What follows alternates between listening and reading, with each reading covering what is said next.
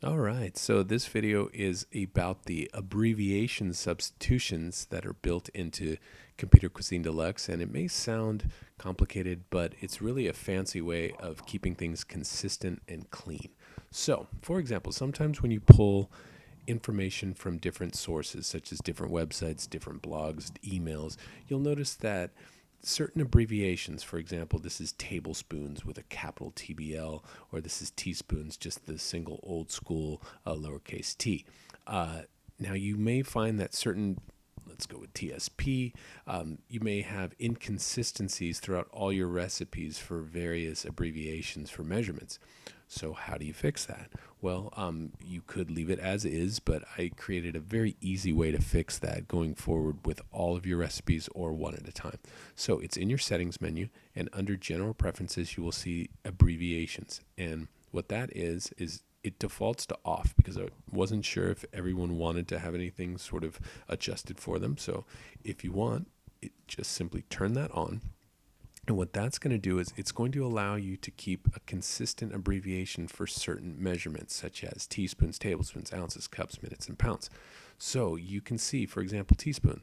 There are a wide variety of ways to write teaspoons that certain recipes may follow. Lowercase t with a period, full word, capital T with teaspoon. And let's see which one is your favorite. So I'm going to select, for example, let's just go with the full word teaspoon, but all lowercase. And for tablespoons, there's the old school again, capital T period. Let's go with let's go with tablespoons with a capital T. We'll pick that. And for example, ounces, cups, you have all these different measurements adjustments that you can make. And this is just based on your personal preference. So I selected teaspoon and tablespoons fully spelled out. And we're going to go back to that recipe. And as you can see, there's abbreviations here for tablespoons and two different abbreviations for teaspoons. But we want to keep everything consistent. So all you need to do is go to the format menu, and you can select clean up text formatting for this recipe only, for found recipes, or for all recipes.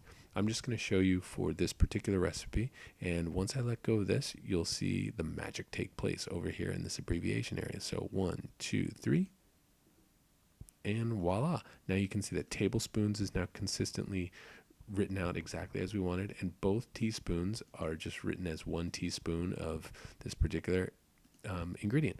So let's say, you know what, I really don't like that. I don't like teaspoon written in full. Let's go back to that. And instead of saying teaspoons, let's just do a simple little TSP. How about TSP period? And tablespoons, we'll go, let's go tablespoons, capital T period.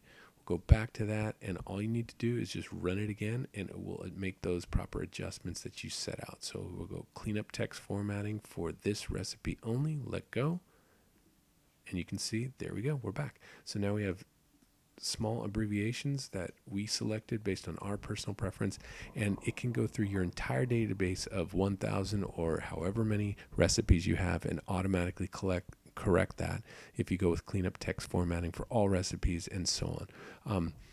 Usually I like to do it personally, but one by one, but you never know. You want to have everything consistent and clean. That way when you pull from different sources, it will all be satisfying that OCD. So that's pretty much it.